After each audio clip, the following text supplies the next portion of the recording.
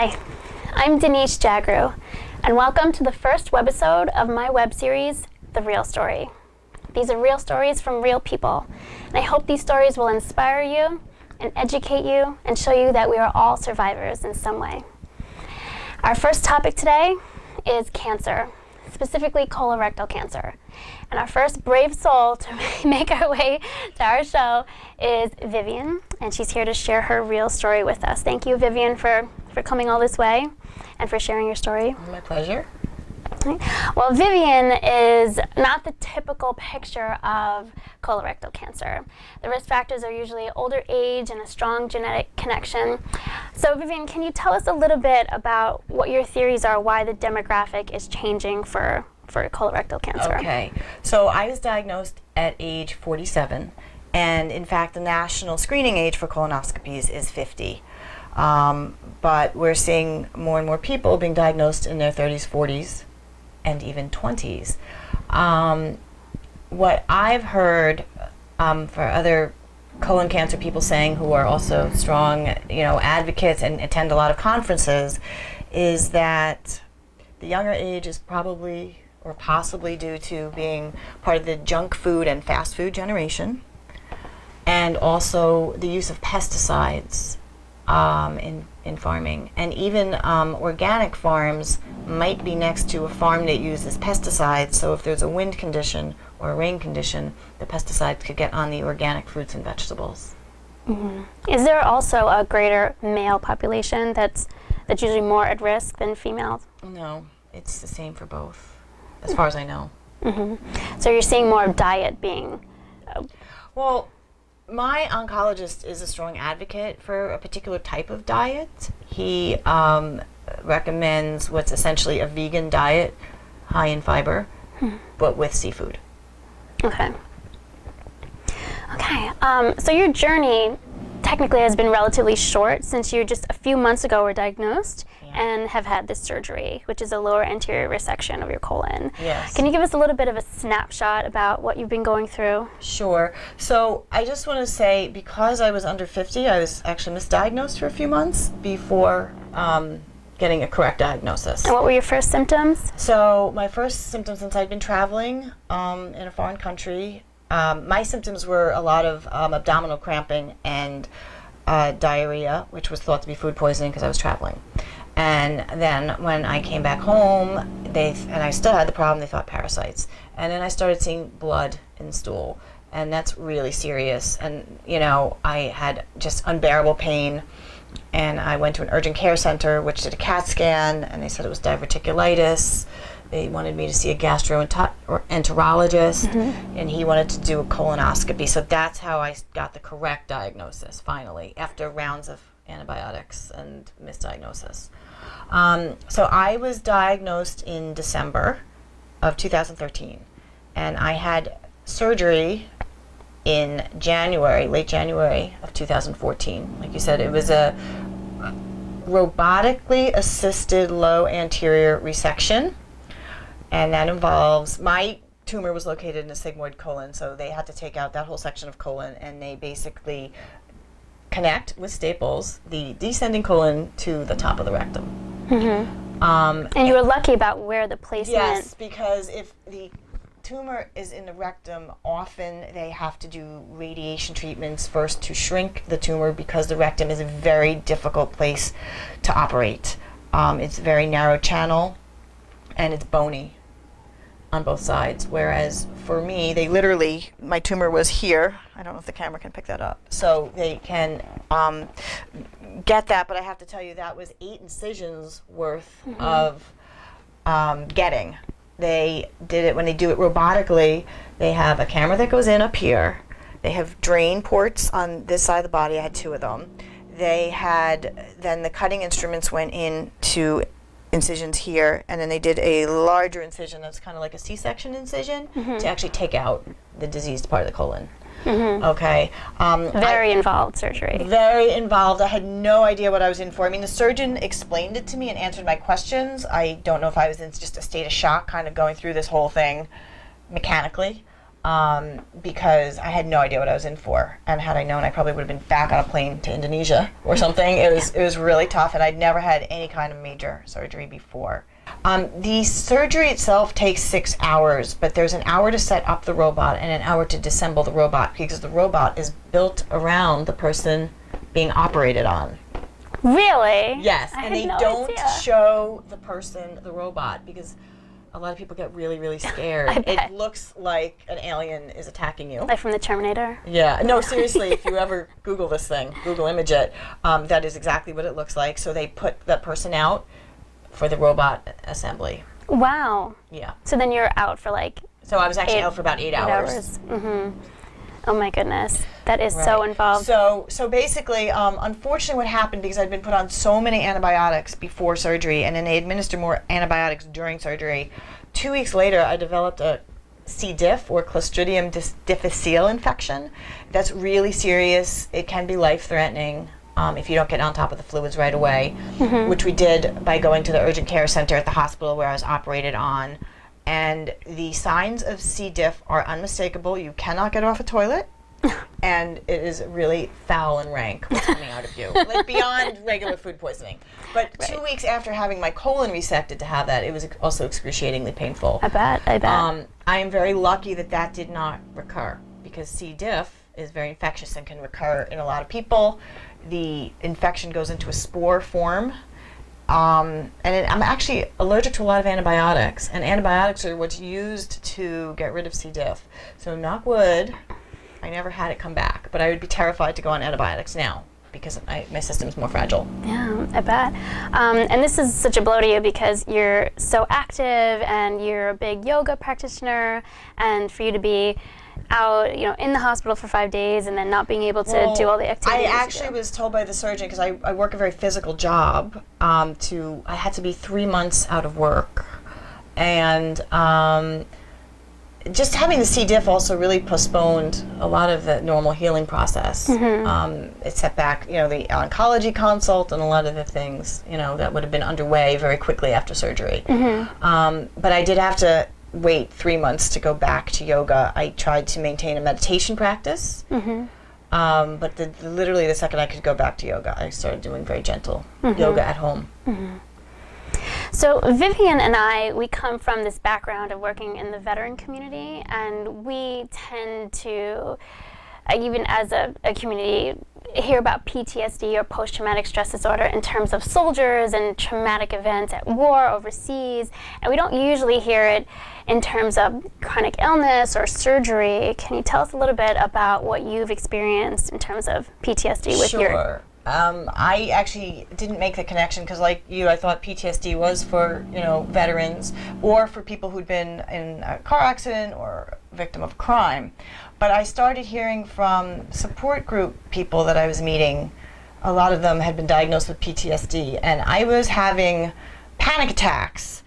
I started, I went through this whole physical phase where everything was focused on how I was healing physically. Was I in pain? Was I able to digest food? Everything was about my physical needs.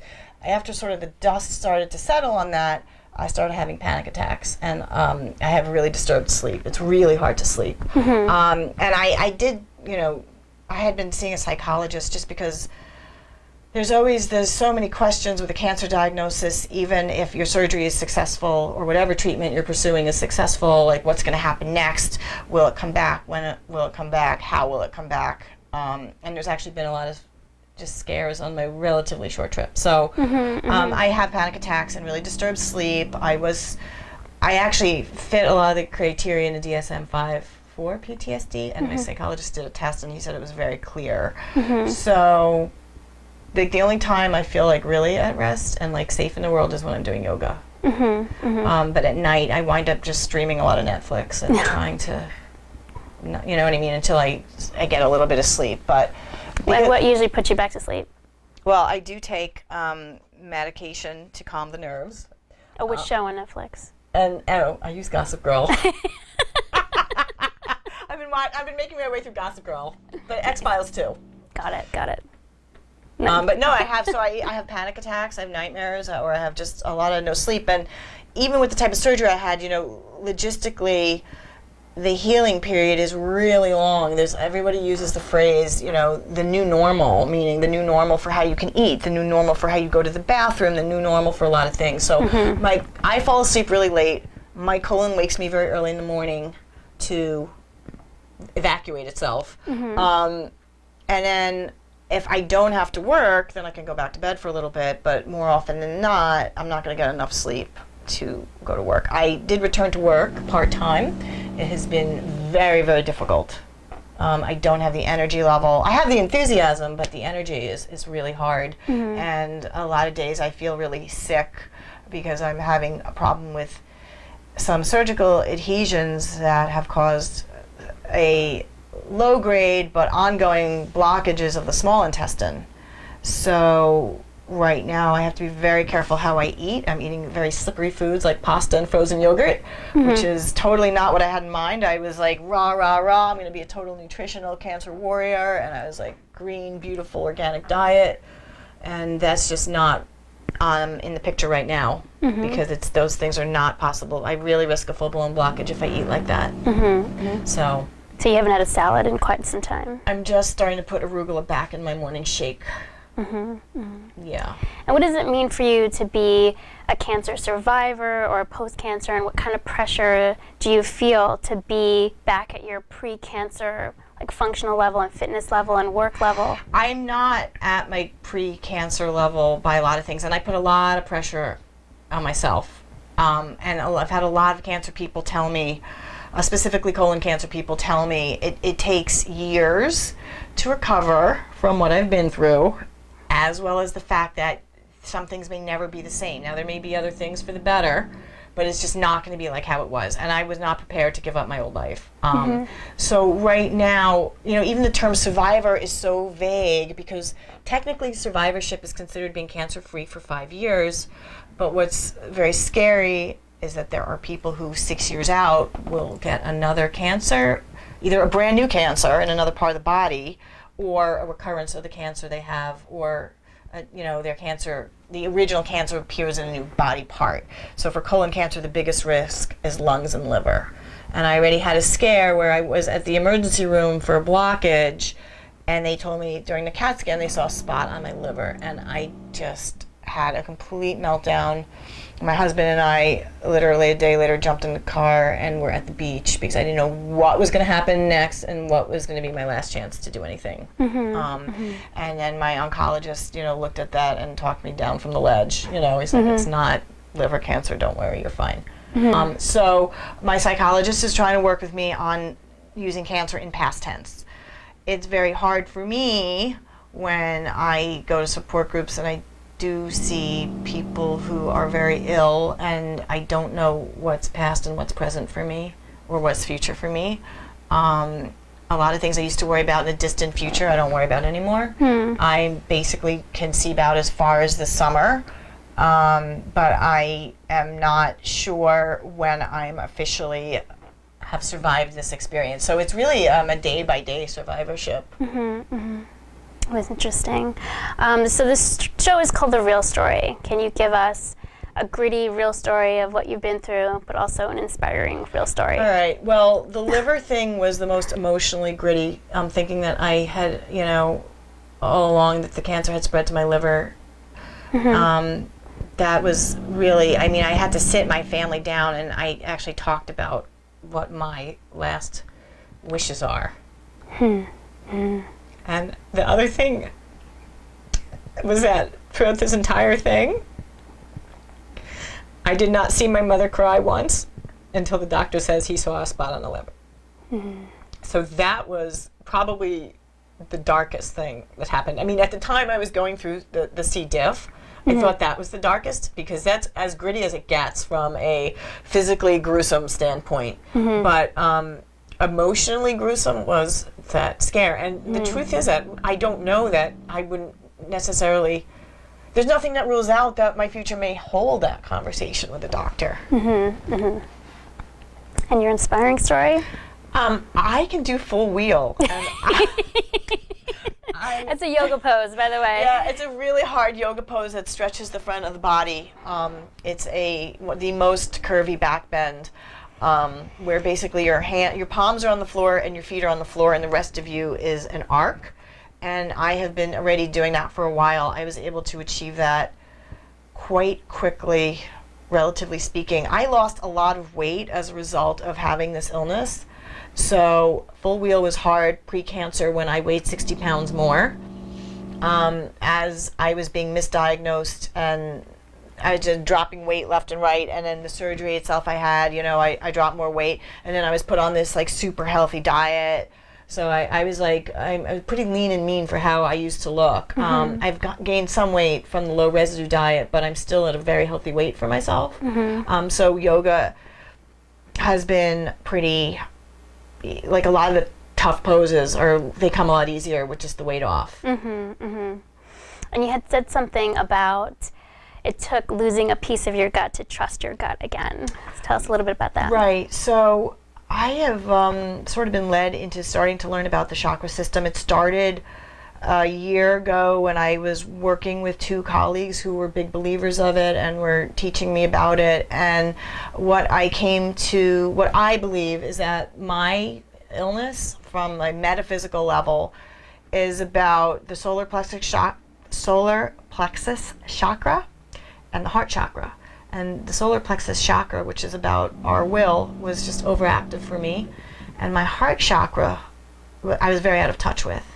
So whether you call it following your heart or following your gut, one of the things is I'm much more in touch with what my heart is trying to tell me, even though I had to lose a piece of gut to follow my gut.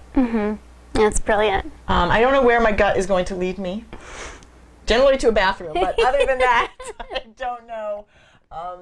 If a lot of changes are afoot, one of the things is I do feel like I have had a very satisfying life. When I went through that scare and I was taking stock of things, I feel like I've done a lot of really interesting things in terms of travel, being able, having my family. I'm married. I've had two successful careers. One is a grant manager, one is an occupational therapist. So I don't know if things will change for me outwardly, but I think the inward landscape is changing a lot. It's a great way to put it. Yeah. I was strongly encouraged to start blogging, so I'm going to shill for my blog for a second. Yeah, go ahead. Tell me what resources you've used, if someone else is going through the same thing, where they can go for help, but also your blog as well. I was very inspired by a woman named Chris Carr, who has a movie. It's a documentary about her cancer experience. It's called Crazy Sexy Cancer. And I watched that documentary shortly after diagnosis, and it really helped me figure out how I wanted to approach doctors and treatment. And she advocates sort of having a team. So there's a team Vivian in my family, and everyone was delegated a different role in the team. That's and wonderful. I consider all the healthcare providers team members. And she talks about, she went through this whole process of really stringently interviewing her team. And so I'm very judicious also about who's included in my team. Nice. So that, and there's, for people who are absolutely sure that you want to work with cancer naturally, there is chrisbeatcancer.com, that he has a lot of interesting things to say. And How do he's you a spell colon it? cancer survivor. So he's CHRIS, Chris. So he's chrisbeatcancer.com, and whereas Chris Carr is female and is a KRIS, Chris. But in her documentary is Crazy Sexy Cancer, and she has a few books. So her book, I think it's Crazy Sexy Diet? One of her books also I really enjoyed. Had a lot of resources in it for a healthier lifestyle. Mind, body, spirit, and nutrition. And then you've been blogging. And I was encouraged to blog about my experiences, and I am exovivian.com.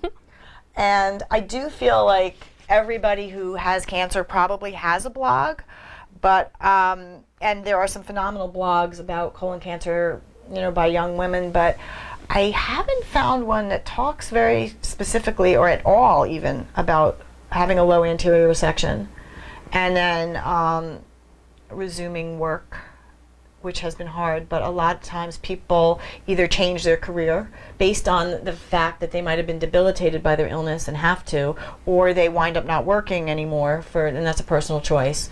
I am trying very hard to get back to work. I've run into a lot of roadblocks. It's been difficult with pain level, with fatigue, with a lot of different things. So those are the different things I talk about. And as a lot of the visceral experiences are sort of, there's like less action on the physical front and there's more action on the mental front. I'm trying to also, it's going from experiential to educational. I am going to have, actually, I am going to talk about rebounding and visceral manipulation and a lot of the different things people can do for surgical adhesions in an upcoming blog entry. And then I'm going to do one about PTSD and cancer. So as opposed to, well, I'm giving it as first person narrative because I'm going through these things, but the earlier parts about diagnosis and surgery were really, really unique to me, yet probably relatable to other people. And I'm trying to move to a more educational stance. Okay. You should definitely check out Vivian's blog. And what did we learn today? Proper screening is so important because, Vivian, you didn't mention this, I don't think yet, but it's not always symptomatic, right? Colon cancer? Right. Colon cancer, actually, the reason why sometimes people are diagnosed so late stage, especially when they're young, is because most doctors will not look for colon cancer in a young person, and because colon cancer can really hide well. Often in a younger population, it's found by an emergency blockage. I was extremely lucky that my body was giving me some symptomology. So I had like a dull ache in the lower left quadrant of my abdomen. But that's just unique to where my tumor was. I also had dull back pain, and I had blood and stool. And I had intermittently excruciating pain. So that's what got me my free pass to the colonoscopy. But for some people, it doesn't happen that way. I don't know if there's talk about lowering the screening age to 40. Okay. Well, thank you so much, Vivian, for sharing your story. I know that was very emotional and a lot for you to share, but I really appreciate you coming out, and all our viewers appreciate it as well. Check out Vivian's blog again, which is exovivian.com. exovivian.com. It's fantastic. If you have any questions for Vivian, you can contact her through the site. You can. There's a contact thing, and they'll send me an email. Okay. And then if you have any questions for me, I'm at denise@drjagroo.com. And thank you again for joining us on our first webisode. And tune in next week when we'll have a different health topic to talk about and share more real stories. Thanks. Thank you. See you next time. All right.